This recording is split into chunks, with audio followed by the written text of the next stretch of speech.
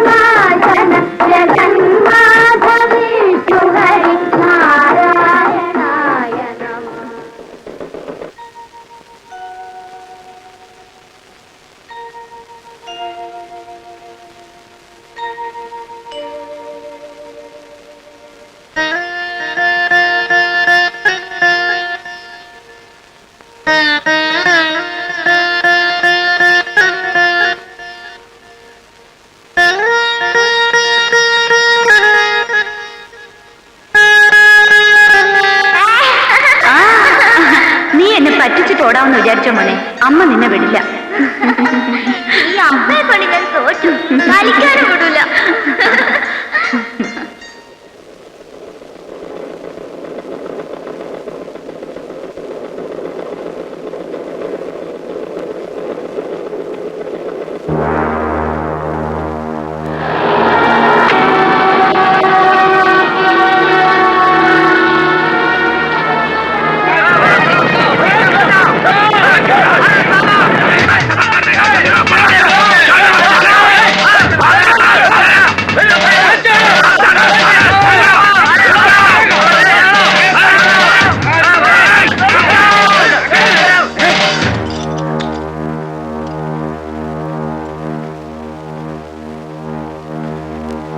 कौन रे कुत्ते सेतु को हाथ लगाने वाला?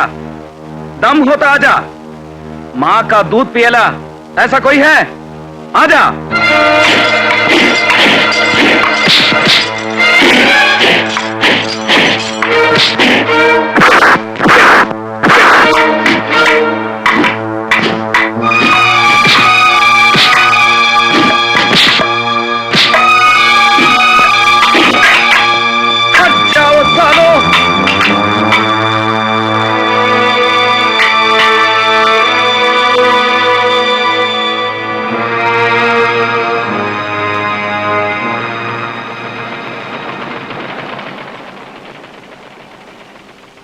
സാറേ, ഒരുപാട് നേരമായിരുന്നു ആലോചിക്കുന്നല്ലോ.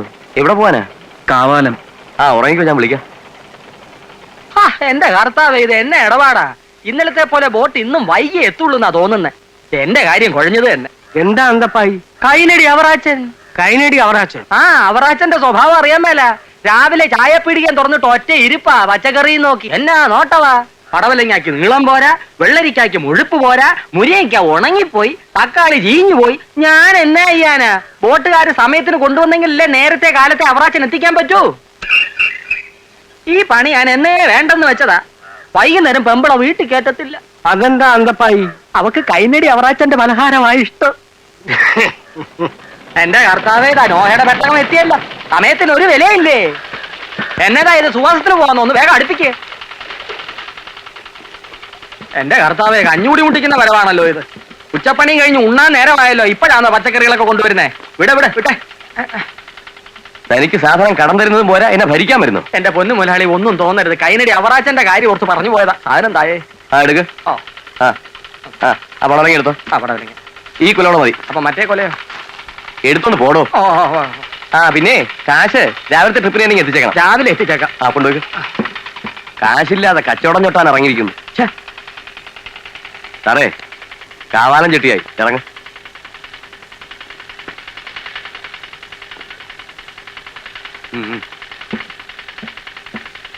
എന്താ പോയി കാശ് രാവിലെ എത്തിക്കണം. കുമാരമാഷ്. അതെ സേതു, വരൂ. എവിടുന്നാണോ എന്തോ പല വരത്തിനുമായിരിക്കും.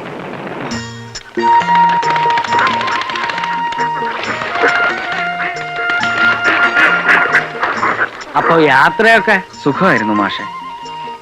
3 ദിവസം അടുപ്പിച്ചല്ലേ? അതെ. ഇപ്പൊ ആലപ്പുഴ വരെ ട്രെയിൻ ഉണ്ടല്ലോ. ഞാൻ എറണാകുളത്ത് ഇറങ്ങി.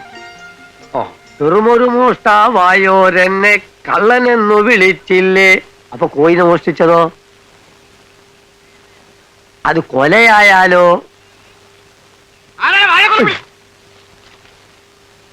അതാ വരുന്നു ഉടങ്കൊല്ലി. ഹായ് മാസ്റ്റർ, താര പുതിയ ആള്? ഇത് നമ്മുടെ ഒരാളാ. അതെയോ? എങ്കിൽ പിന്നെ പറ്റിയെടുത്തോളാം. അത് വേണോ പരമു? മാസ്റ്ററെ കണ്ടാൽ അറിയ യാത്ര ചെയ്ത് ക്ഷീണിച്ച് വരികയാണെന്ന്. ഞാൻ തീർത്ത അദ്ദേഹത്തിനോട് സഹായമായി.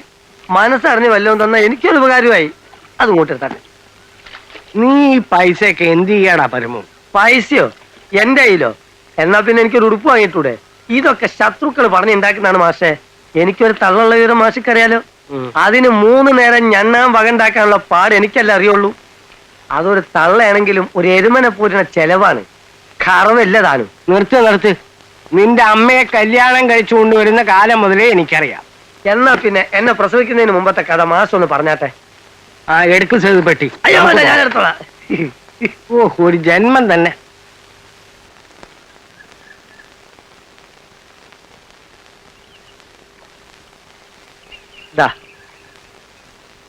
ഈ പൊറ്റിയും ബാഗും ഒക്കെ ചുമന്നുണ്ടെന്ന കേട്ടോ മാഷെ? 2 ഉണ്ട് കാര്യം. കൂലി ഇദ്ദേഹം തരും, പിന്നെ ഈ കടുങ്കാപ്പി ഒരു ബോണസും. മാഷ് ഇവിടെ ഒറ്റയ്ക്കാണോ താമസം? ഒറ്റയ്ക്കല്ല, കുറെ പുസ്തകങ്ങളും ഉണ്ട് കൂട്ടിന്. എനിക്കൊരാൾക്ക് താമസിക്കാൻ ആ ഒരു മുറി മതി. ബാക്കിയുള്ള സ്ഥലം ഞാൻ ഒരു ലൈബ്രറി ആക്കി. പിന്നെ പെട്ടിയിലൊരു താമ്രപത്രം കിടപ്പുണ്ട്. അതൊരു കാലം. ഇപ്പൊ മാസം കുറച്ച് പെൻഷൻ കിട്ടും. ഓ, എന്റെ ഒന്നും കാലത്ത് ഒരു സ്വാതന്ത്ര്യ സമരം വീട് കിട്ടുന്നില്ലല്ലോ. താമ്രപത്രത്തിനാണോ? പത്രമൊക്കെ ആർക്ക് വേണം? അത് ദിവസവും വായിക്കണല്ലേ. ഒരു പെൻഷൻ കിട്ടുമല്ലോ. അമ്മയുടെ ഒക്കത്തിരിക്കുന്ന പ്രായത്തിലാണ് സേതുവിനെ ഞാൻ അവസാനമായി കണ്ടത്. അച്ഛന്റെ ജഡം ഏറ്റുവാങ്ങാൻ വന്നപ്പോ. അന്നൊക്കെ ജയിലിലും ലോക്കപ്പിലും കിടന്ന ഒരാൾ മരിച്ചാൽ ആര് ചോദിക്കാനാ? പരമേശ്വരൻ പിള്ളയുടെ അതേ ഛായ തന്നെ തനിക്കും. പക്ഷേ നിറം ഇത്ര വരില്ല. വെറുതെ അല്ല മാസ്റ്റർ പറഞ്ഞത് നമ്മളെ സ്വന്തം ആളാണെന്ന്. അത്രയ്ക്ക് അടുപ്പുണ്ട്. കുറച്ച് ദിവസത്തെ താമസേ ഉള്ളൂവെങ്കിൽ സേതുവിന് ഇവിടെ കൂടാമായി. അതല്ല മാഷെ, പഞ്ചാബിലേക്ക് ഇനി തിരിച്ചു പോകാൻ പറ്റില്ല. ലഹളയിൽപ്പെട്ട് വീടും കടയും ഒക്കെ കത്തി നശിച്ചു. ഉള്ളതും കൊണ്ട് മടങ്ങും മുമ്പാണ് മാസ്റ്റർക്ക് എഴുതിയത്. സ്ഥിരമായി താമസിക്കാൻ ഒരു കൊച്ചു വീട് വേണം, വാടക. ഈ ഗ്രാമത്തിൽ വീട് വാടകയ്ക്ക് കിട്ടാൻ വലിയ പ്രയാസമാണ് സേതു. വീട് കിട്ടും, വാടക എന്ത് കൊടുക്കും? വീടിനനുസരിച്ച് കൊടുക്കാം. എവിടെയാ പരമു വാടകയ്ക്ക് വീട് കിട്ടുക? വാടക ഉറപ്പാണെങ്കിൽ ഈ പരമു വിചാരിച്ച വീട് ഉണ്ടാവും, അല്ലെങ്കിൽ ഉണ്ടാക്കും.